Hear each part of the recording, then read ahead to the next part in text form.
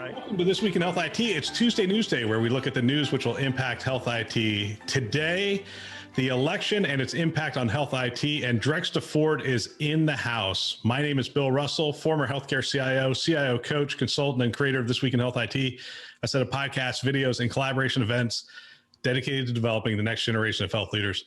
I want to thank Sirius Healthcare for supporting the mission of the show. They continue to be a great supporter, sponsor of the show. Their weekly support has allowed us to do so many things this year, and we're really appreciative. Don't forget 3X Drex. And if you do forget it, Drex will remind you a little later, but 3X Drex is a service of Drex DeFord, frequent contributor, and on the show today, he will send you 3 texts 3 times a week with 3 stories vetted by him to help you stay current. To receive the text, just text Drex to 484848. Drex, welcome to the show. Thank you so much. I'm always happy to be here. I was really excited too to see last week, I think, that you've set up a referral program, right? I did. And one of the prizes for being the biggest referrer, and it's really easy to do when you go out there and sign up, or when you send somebody to sign up for This Week in Health IT clip notes. It's to replace you. A little spot. I know. And it's to replace me. I was like, that's a pretty good gig for somebody. I'm loving that. We were hacking around. What would people like? We have for everybody who gets one referral gets put into a drawing, and you can win a work from home kit. And we get a bunch of This Week in Health IT stuff. It's actually pretty cool. I picked it out with Tess, who's our marketing person. And I think it's really cool, but we were like, is that really enough? And then we're like, what if somebody gets like 10 referrals? And I'm like, all right, that has to be my black moleskin notebook. And this could be one of the few times in my life where it is not next. Oh, it's out. Because I know. And I was just thinking the same thing, because I was thinking about holding it up, and I don't know. I have an idea where it is, but it's upstairs. I know where mine's right out by the couch, because that's where I was this morning and I was journaling. But the biggest one is the opportunity. And I recognize that not everybody's going to want to do this, right? Not everybody's going to want to come on the show. Sure. They're going to be nervous or that kind of stuff. You shouldn't be. I've had so many people on the show who are nervous the first time they come on, and almost everybody, when they're done, they were like, oh, that was just like having a conversation. I'm like, yeah, that's what we do.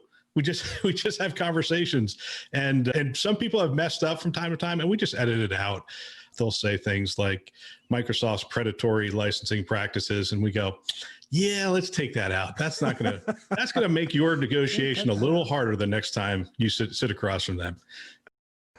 Yeah, so it's pretty cool. But Drex, I noticed that no one has put your name in yet as the referred by. So here's what we could do for today's show. If you're listening to today's show, if you want to help Drex to get a jump start on this, you can sign up for. Just go to our website, hit subscribe now, and put in Drex's name as referred by. So Drex is referring you to the clip notes, and it's.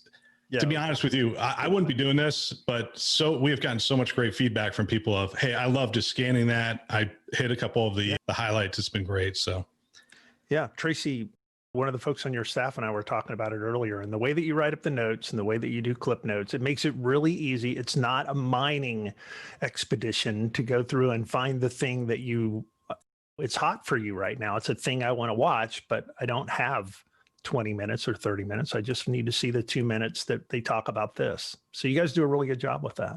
Yeah. And today we're going to talk about the election. So people are going to be like, where did they talk about who's going to win the election? Because we'll see. All right. So the election's finally here. But before we get there, we really do have to talk a little bit of security, because I don't think, in my memory, I don't think we've had a week like we had last week with cybersecurity in healthcare.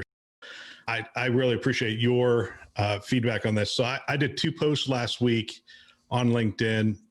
The one sort of was oddly enough was a precursor. It was the day before everything really broke open. And I said, well, actually, let me just pull it up, take 2 seconds.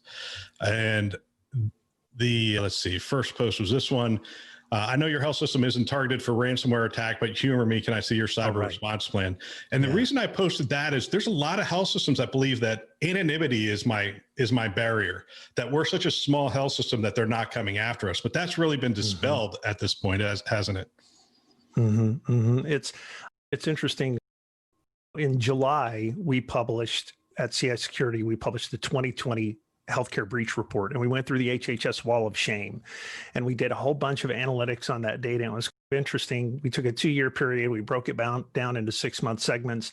And oddly enough, in the first half of 2020, the number of reports were down by 10%, and the number of individuals affected, meaning the number of records breached, was down 83% over the previous period. And it was a real head scratcher, right? Because why? So we went through a bunch of stuff like, well, maybe cybersecurity's just gotten better. But what we ultimately concluded was the first half of 2020 was super distracting. And there were a whole bunch of things that health systems did to make exceptions to their cybersecurity rules and their operational rules, because they brought in new equipment and added folks who were travelers to come in and support them. And they changed roles for people in the EHR to be able to have more access because they were using people in different places. And they stood up new points of service, and the list goes on and on and on. Telemedicine, sent people to work from home. So there was a lot of distraction in the first half of 2020. So in that report, I predicted that the second half of 2020 was probably going to be terrible. And part of the reason for that was that organizations were probably already breached in the first half of 2020 and just didn't know it yet. And that really turned out to be the case with like UHS and Blackbot and other things that have revealed themselves so far. And then you have this happening on top of it. So your point about have you done the stuff that you should do for cyber response, for incident response? If I was a healthcare executive and not the IT, not the CIO, not somebody in that chain of command, I was a chief operating officer, that's exactly the kind of thing I would be asking for. Let's sit down and talk about our incident response. How does that work? Do we have a plan? Have we exercised it? Who should be involved? Do we have the phone numbers for the FBI? Do we have all those things that we need? Because it really is now, not if you're going to be breached, but when you're going to be breached. And so you really should be exercising and preparing for that. So let's be really pragmatic here. So how much does it cost to put that together? And if I don't have the resources internally, where do I go to put together a really good? Because Cindy McDowell posted, we're finding most health systems don't have an adequate response plan. Not most, and the word adequate, those two require some definition. What does most mean is what is an adequate response plan? Mm-hmm. But I've heard that statement a fair amount, like, smaller health systems don't have the resources to put together an adequate response plan. What does it cost to put it together, and how hard is it to put together? I think a lot of it is just start with the intention of doing something, right? Call your local FBI guys. If you don't know them, you should know them. They should be on speed dial. Ask them for help. Look around. Call me. I can hook you up with some guys who do this, as a profession. Use an outside organization who, this is exactly what they do. They run incident response exercises. They help organizations build incident response plans. And it's not like you're going to go from 0 to 100 overnight. You're going to go from 0 to 10 overnight. And that's going to be better than where you were. And then you're going to have a pathway to make these programs better and better and better over time. But don't just wring your hands because you don't have something that's perfect. As we talk about in a lot of stuff, not just cybersecurity, just start doing something, get down the road. Yeah. So I was 2 weeks into my interim CIO role in my first healthcare job, and we were breached. And we brought in a chief security officer. I took the CISO role, which, and by the way, this reports differently in a lot of health systems, but the CISO reported to me. We then decided, you know what, we're going to split that out for accountability with the chief security officer, who oversaw not only cybersecurity, but also physical security, which was an interesting combination. We had a great guy do it. But one of the first things he did is exactly what you said. He created it probably used one of the existing frameworks. In fact, I'm sure he did. Yeah. And he had 12 categories, ranked them 1 through 5. He brought in an outside third party.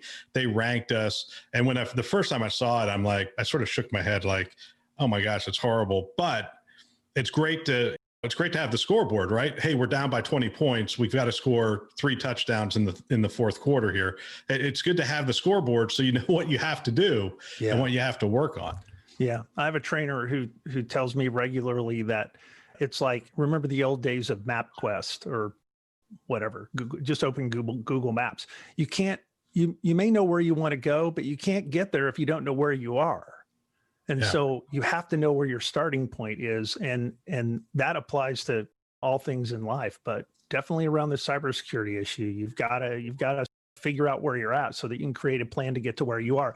And I can tell you the other thing is that when you're breached and you go up on the HHS wall of shame and OCR comes to talk to you, if you have a plan, that is a pretty good start on your get out of jail free card. You may still have to pay a fine. You may still be in trouble. But if you don't have a plan and you can't produce anything for them that doesn't look like wet ink, you are in big trouble right out of the gate.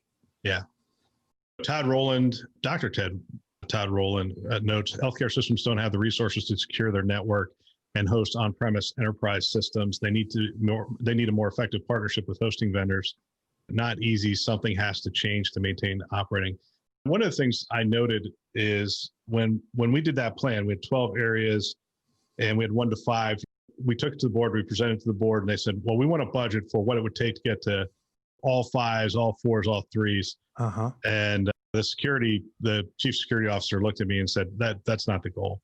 We're never going to get to all 5s. And we shouldn't even be shooting for all 4s or all 3s. There should be, you look at each one, you analyze it's a mix of some are always going to be 2s, some are going to be 3s or 4s. But we're not the military. We're not going to be 5s. And he was right. We did put together the budget to go to all 5s, and it would take better than 3/4 of our operating profit every year to maintain all 5s for the health system. And people are like, well, why don't you do that? Why don't you protect all your systems at that level? It's like, because you really can't afford to. Yeah. You still have to buy MRIs. You have to hire doctors. You still have to function. Yeah. And it's a risk conversation. And this is another one of those things that if I was a CEO or chief operating officer somewhere, one of the questions I would be asking, one of the things I would be looking at is, have we culturally put all of our security responsibilities on the CIO or the CISO, as opposed to understanding that this is really an organizational responsibility to make some judgments about risk? Because that math that you're talking about, like we want really, really tall fences with the pickets really close together and they're waterproof. That almost isn't, realistically, it just isn't.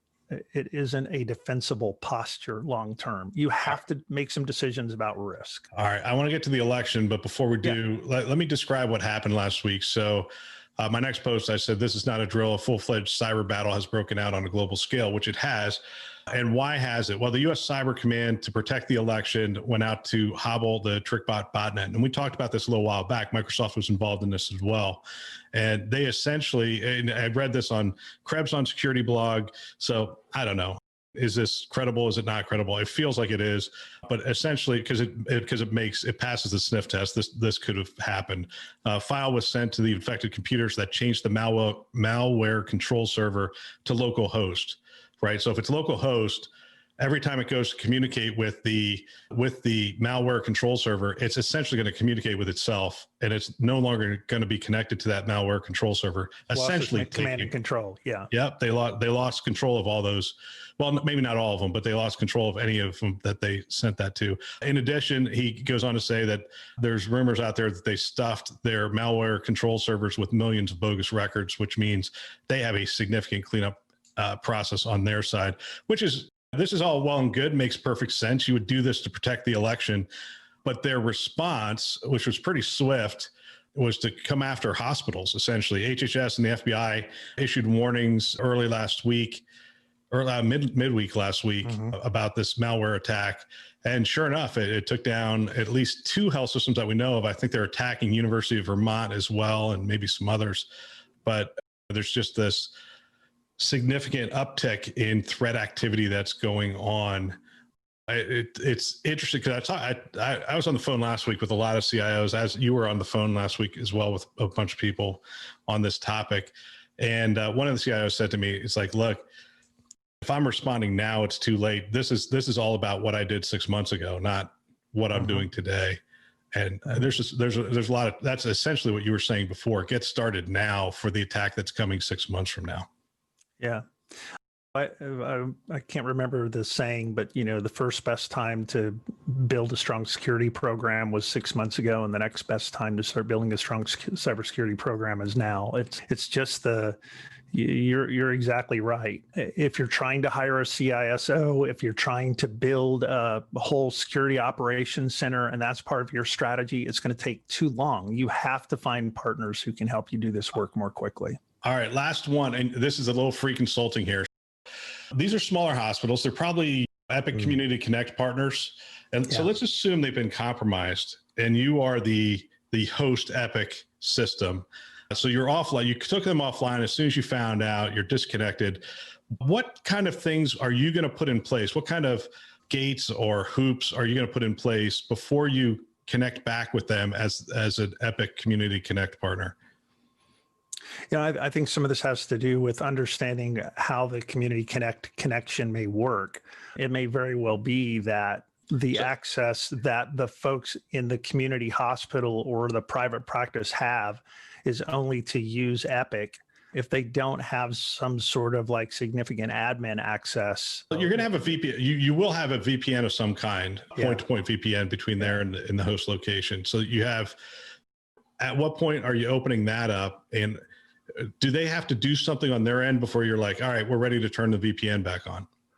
I think we're risk averse, and I think we probably are that way for a reason. If we have a bunch of hospitals out there and they're all under attack and they clearly demonstrated that they already have ransomware in their systems, take the conservative approach. And then I think you have the sort of hard decision that is, as the host Epic site, how do I help them? Do you have the capabilities in your cybersecurity team to try to figure out how to go help them? Is there some kind of cybersecurity arrangement in your agreement that you can help them or will help them? These are all so different. Everything is set up differently. All these contracts are built differently, but be conservative. That would be my recommendation. Be conservative and make sure that your ecosystem as secure as you can make it, because the last thing you want is for the host to become contaminated, and then that breaks out to everybody else who's connected to you too. Yeah, the reality is that they want to talk about how they breached Mayo Clinic and Cleveland Clinic and Cedars and New York Presbyterian. That's who they want to talk about, how they breached them, and they have Community Connect partners. To see, at the end of the day, I think we're going to see some new oversight coming out of those larger systems that have partners. We're going to see contract language emerge, and we're going to see sort of a list, if it doesn't already exist, a list of here's what we want our partners to have in terms of security. All right, election. Let's talk election. You know how much I like talking about politics on this show. I try to avoid it like the plague. But, and that's only because people are, they're so either or, black and white, one side or the other on this. And we try to focus in on health IT. And that, to a certain extent, that's what we're going to do here. The polls are leaning pretty heavily towards former Vice President Biden's direction. But there's a path to victory they're talking about for President Trump, which mainly goes through the state of Pennsylvania.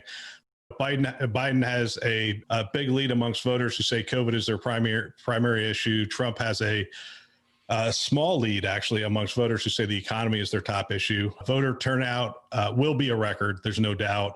Many have already voted ahead of the election, including me. I voted this morning. Me too. I voted probably 10 days ago. 91 million votes were counted as of Saturday, according to one news outlet. And just to put that into context, because most people don't know how many votes usually get cast, 136 million were cast in 2016, according to the Associated Press. So there's no doubt. I think the 91 million number is double what the total pre-election day vote was last year. So I think it was like 45 million were cast ahead of the election, and the rest all came in on election day. So clearly, it's pretty amazing. You can look there's places online you can look state by state where they've already outvoted themselves. They've cast more ballots than they did in the 2016 election, and it's not election day yet. And there's several states that are in that category. Yeah. So this is going to be clearly one of the most active political seasons we've known of. I'm actually looking forward to getting on the other side of this. I think everyone is fatigued. This could have been the longest election cycle in the history of election cycles. I think they started running for president 2 years ago, for heaven's sake. It really has been a long time. A lot of political ads this week. If you live in a swing state, you're in California. You're in, I'm in Washington. You're probably not getting a lot. Yeah, you're not going to see as many. I used to live in California, did not see as many. I'm in Florida now. Yeah. I can't get onto YouTube without watching a 5-second commercial for someone. Right. And it's funny because in my mail, I'll receive like 3 Biden things and 3 Trump things on the same day, and they're identical. It's like they send one to me, one to my wife, and one to my father-in-law. Yeah. I'm like, seriously, are we not this? Are we not this advanced to figure out that you're sending all those to the same address? Yeah. So anyway, let's start with, I don't know where to start without getting too political. There's part of me that wants to talk about the election because I love talking politics, but let's start with health IT and see where it goes. 4 more years. So this president, based on what has happened over the last 4 years, based on what you think might happen over the next 4 years, what's the impact on health IT and healthcare? Probably focusing in on health IT because healthcare is a big thing. You have Biden care versus, well, we don't know what the president's talking about. We know he's against Obamacare, but that's been one of the gray areas for him over the last 4 years. But health IT is pretty interesting. What would 4 more years of this CMS and ONC and this president mean for health IT? So you actually published something, maybe was it today or it must have been maybe last week about the ONC HIT plan? Yeah, it is today.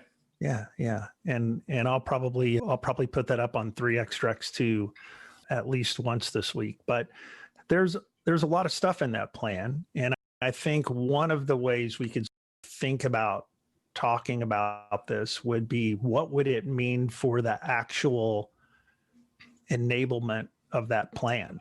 Like what would be the differences? And for me, I think at least part of it is that with Biden, you would probably see this plan move faster than with Trump. And that's a very high level kind of first take. But as you go through some of these, sections, it's really interesting to see what they chose to address and how they chose to address it. And that there are definitely parts in here that you could see being handled very differently under 2 different administrations. So what Drex is referring to, 2020-2025 plan that OIG-ONC released, it has key principles outlined include focus on person-centered care, enabling value-based care by promoting improvements in care quality, creating culture of secure access to health information, putting research into action, encouraging innovation and competition, developing health IT policy through open, transparent, and accountable process. Yeah, so those are the organizing principles around it, and underlying that whole strategy is really the getting the data into the patient's hands and putting data to work for the patient. To be honest with you, I don't think either it's going to move fast under Biden versus Trump. I think is a specious argument because this plan could have been when Anish was CTO for Obama. This could have been the exact same plan. This is exactly how he thought HHS at this time. And we saw this, right? We saw the 4 administrations over a 20-year period on the HIMSS stage say essentially, hey, we're all basically in alignment here. We believe that the patient should have access to their data. We believe that data will help research, data will help. It is the next frontier for healthcare to get better. But that's really a bipartisan issue. Why do you think it would be slowed down under Trump versus Biden? Well, so I think it comes down to the component parts of this, right? This is a strategy. And if you go through the, whatever it is, 35 pages worth of stuff in 16 font, it's not a huge, complicated document to read. It's super high level strategic kind of stuff. But I mean, we were just talking about security. Let's just go back to security and securing patient information. And this is where I'm going to get political, right? when we have an administration that doesn't want to admit that the Russians are interfering in the election and that there isn't a security problem there, it becomes really difficult for me to wrap my head around the idea that somehow security of the internet and electronic health records and patient information would get better under a president who thinks that versus a president who believes that the bad guys are real and they're actually trying to disrupt us and cause us harm. I think that when you think about the section on value-based care and putting the patient in the middle of the mix, when you have a president who's trying to take away Obamacare, whether you like it or not, at least it provides an opportunity for most people to be covered with health insurance, and has no plan to replace it with anything, which means there will be a huge number of uninsured people. That means that the system probably isn't going to move as quickly toward value-based care because those populations aren't going to be in the mix for value-based care. So the system is going to be incentivized to continue to do fee-for-service and do it on a grand scale, because the only people who will have money for health care are people who are insured, which means the wealthy. Meanwhile, the poor will do what the poor do all the time, which is show up at the emergency room when they're sick. And you can go through each of these and, for me, look at it and think about it as component parts and just think about the policies that exist today. And of course, you're always being hopeful about the policies that may be Joe Biden policies, but when you look at his website, you listen to his stump speeches, you listen to all the folks who probably are going to wind up with roles in his administration, you read his plans, he seems to have plans for many of these things. So that's my politics.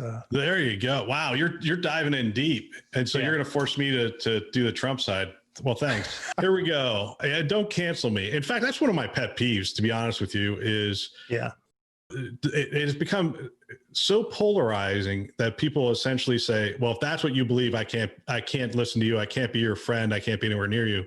And that's the thing that really has irked me the most. If someone says to me, I voted for Biden, I voted for Trump, I don't say, oh my gosh, you must be a horrible father. You must not love your kids. You must think and believe all these crazy things, whatever. People are much more than their political ideology. And I think we need to give people the benefit of the doubt if we're going to get through this thing.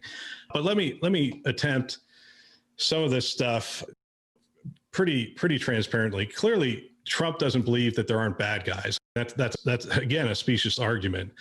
Did they interfere in the election is a completely different argument than are there bad guys out there trying to hack into our systems. Trump talks about bad guys all the time.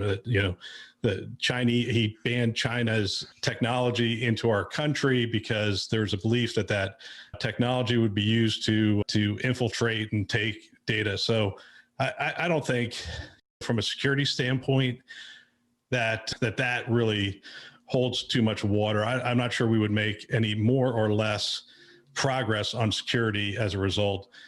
I think when you look at the thing I like about Biden is he spent a bunch of time on the Biden Cancer Initiative. So he got up to speed, he got educated, he met with Epic, he met with Cerner, he met with the players, he got educated on it. I think he understands some of the issues, maybe at a deeper level than Trump does. But the reality is the president hires some people and puts them in place. It's more, I think the most powerful people in healthcare are Seema Verma, not necessarily President Trump and Secretary Azar and whatnot.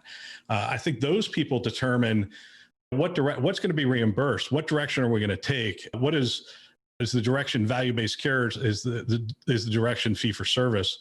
But I don't think that they would say it's fee for service. I think what they would say is, we're going to take healthcare, which is currently a mashed up mess of a market, right? We have no transparency. We have no choice. And we have no, again, without transparency, we don't know what it costs when we go to see a doctor. We have no idea. They're just saying, hey, this is broken. And we want to infuse, capitalist, I don't know. We want to infuse the things that drive our economy. When people know what something costs, they can make a decision. Now, we're afraid to do that in healthcare because we don't want people to look at it and go, oh, well, I'm not going to get this care because it costs too much. But at the end of the day, we have health systems, and this is one of my pet peeves. We have health systems that have fought this tooth and nail. Like when they say, hey, we're going to do transparency of your services. Transparency. Yep. Yeah. I mean, I talked to some CIOs and they say, oh yeah, we're compliant. I'm like, you're compliant. How are you compliant? I don't see this information anywhere. It's like, oh yeah, you can download this 3,800. You can find the link on our page. Yeah, exactly. It's hidden somewhere. And then when you download it, it's like, oh my gosh, I'd have to have intricate knowledge of how your health system runs to make any judgment as to which one of these codes actually is. I'd have to be a coding expert. Yeah, for sure. I know exactly what you're talking about. So I don't have any problem with transparency. They're trying to move data. They're trying to, all the things that they look at and they say, hey, this is what makes the American economy work. This current administration says we're going to do those things. My concern about Biden is they're going to say, too hard. The road's too long. Let's nationalize healthcare. To heck with the economic fundamentals don't work in healthcare. So let's just socialize medicine and we'll head in that direction. So that's the fear on the other side. And so that's the rhetoric on the other side is, hey, if you like nationalized and socialized medicine, then Biden's your vote. That's probably over the line. But we're talking about it. So what do you think? And look, from a politics perspective, the good old days. Didn't we just used to have some good old days? Look, there's a thing that I tell my teams and I tell my friends all the time, and it's moderation in all things, including moderation. So I think what's going to happen is that there is going to be such a severe backlash against the Trump administration in this election, and this is me making my prediction, but that it may very well be that the Democrats will have the House and the Senate and the presidency, and the attempt at moderation is going to be very difficult because for at least 2 years, if they can line up their airplanes to land on the runway in the right order, they are going to put a lot of airplanes on the runway in short order. And that may very well involve healthcare and some version of what you're talking about. I don't know that it's going to be turn everything off and go to a pure socialized medicine model, but it may very well be Medicare for all or Medicare for those who want it. And there's a part of me that when you take that and a bunch of other things, again, moderation in all things, we may become a very liberal country over the course of the next 2 years. And it may happen because of the backlash to the president. Yeah, it's interesting. Medicare for all, just to dispel any myths, that's socialized medicine, right? That is, the government is the payer for, if it's Medicare for all and all is all, then it's the government is the payer for all medicine. So therefore, that's the direction. From a marketing standpoint, I think the progressives want you to think that Medicare for all is a nice compromise between socialized medicine and what we have today.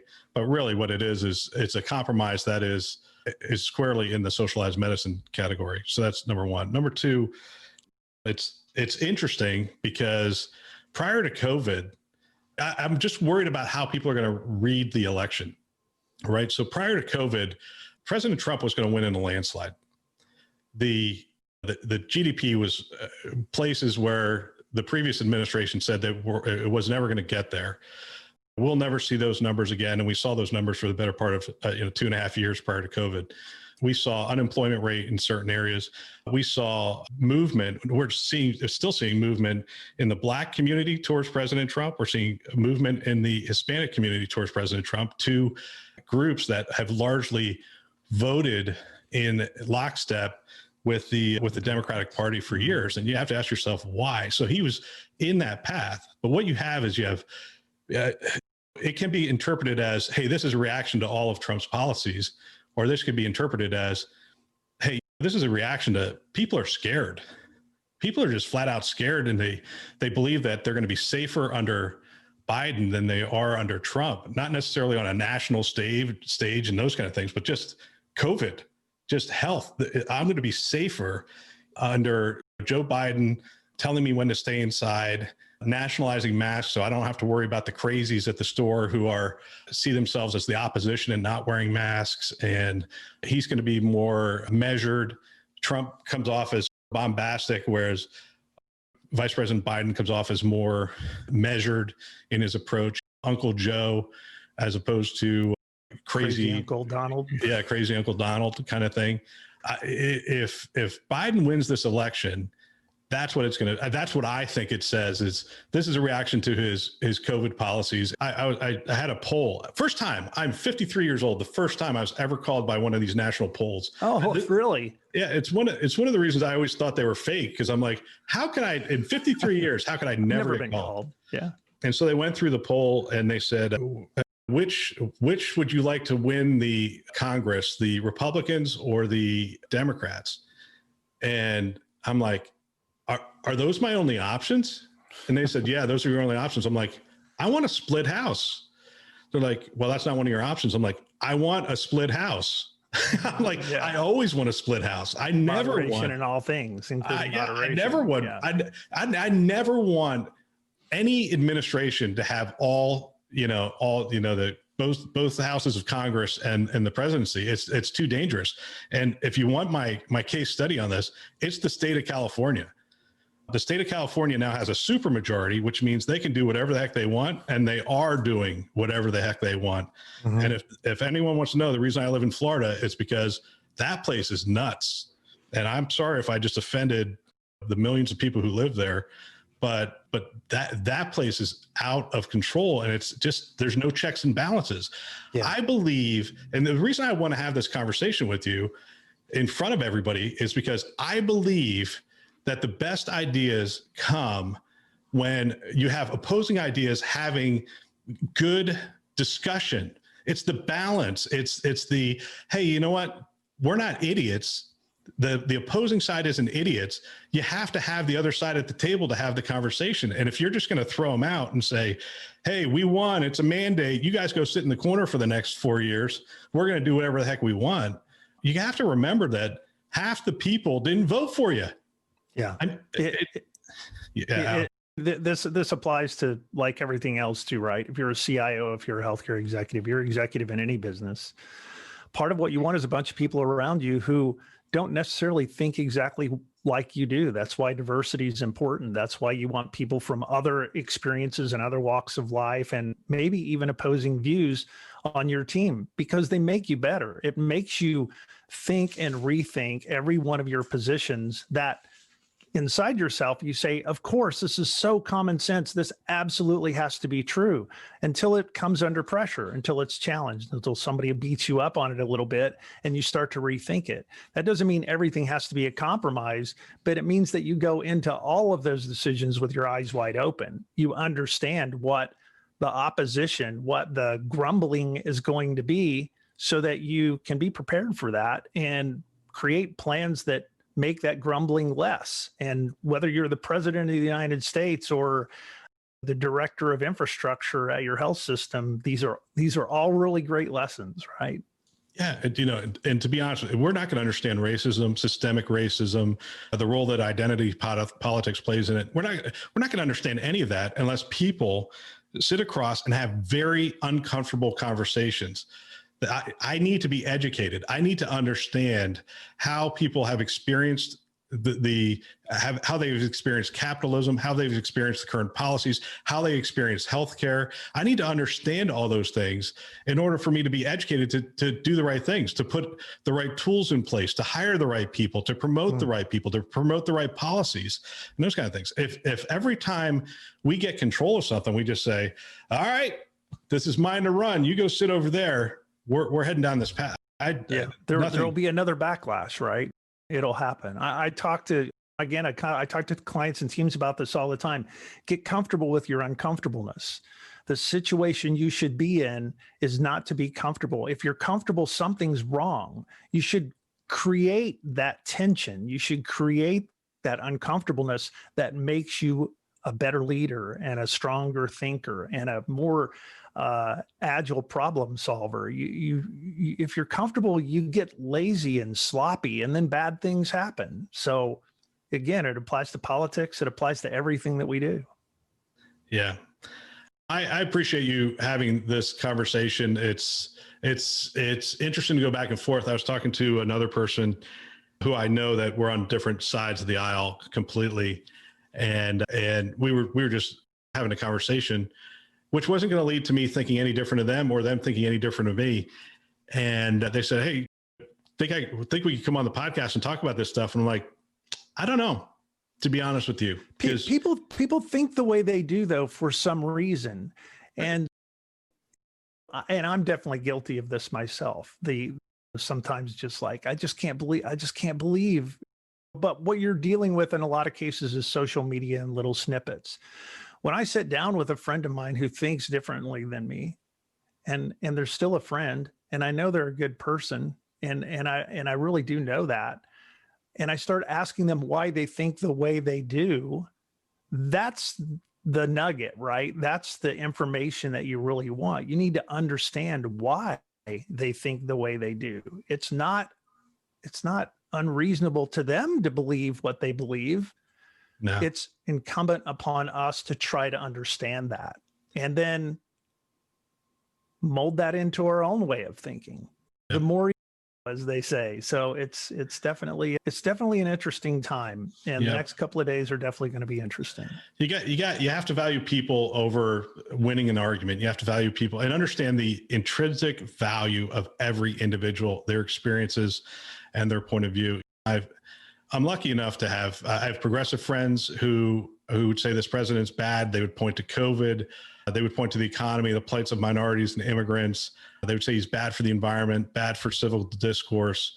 I have conservative friends who say that, hey, this president's good. They would point to his record of doing exactly what he campaigned on. This is probably one of the first presidents, to be honest with you, that we're not saying, hey, he didn't follow through. The problem that most people have with him is he followed through on all the things he said. And I don't think people thought he was going to follow through on all the things. He tightened borders, renegotiated bad trade deals, appointed conservative justices.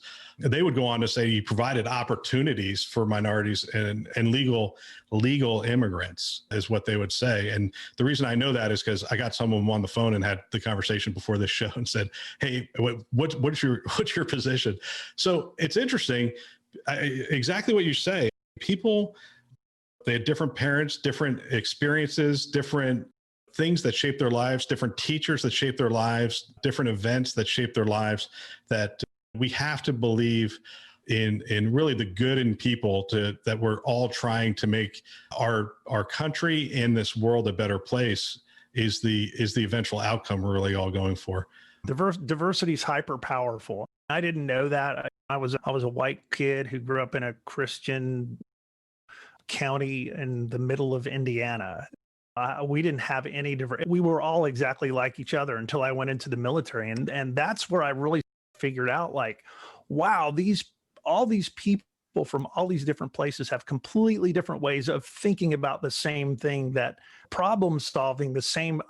It's so amazing. And that's really where I got supercharged on how can I find people that are completely different from me? That's the way that you're going to find the best solution to really complicated problems. And if we embrace that, that would be awesome.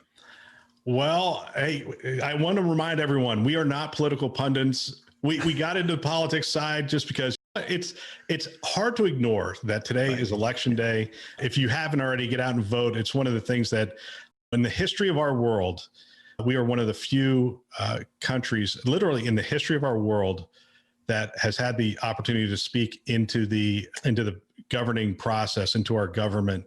And regardless of if somebody's going to cancel out your vote or not, encourage them to get out and vote. It really is an incredible privilege. Makes a huge difference. Do it. Drex, thanks for coming on the show once again. Always fun. We'll see. We'll check back. The next time we talk, we will have a new president-elect, and we'll see if Donald Trump is doing crazy things, either pardoning people or doing stuff, or if he's now the president and we are dealing with riots in the streets. I guess these are our two options, or those are our two options at this point. I think there are probably other options in between those. Let's hope so. Gosh. That's all for this week. Don't forget to sign up for Clip Notes. Just hit the website, sign up there. Special thanks to our sponsors, VMware, Starbridge Advisors, Galen Healthcare, HealthLyric, Sears Healthcare, ProTalent Advisors, Health Next, and McAfee for choosing to invest in developing the next generation of health leaders. And it's important to note that they're choosing to invest in developing the next generation of leaders. They do not support any of the political views talked about on this show today. We focus on health IT for the rest of, well, we'll focus on health IT for the next 4 years outside of the election show 4 years from now. So this show is a production of This Week in Health IT. For more great content, check out our website, thisweekhealth.com, or the YouTube channel. If you want to support the show, sign up for Clip Notes, share it with a peer, participate in the referral program. Please check back every Tuesday, Wednesday, and Friday for more shows. Thanks for listening. That's all for now.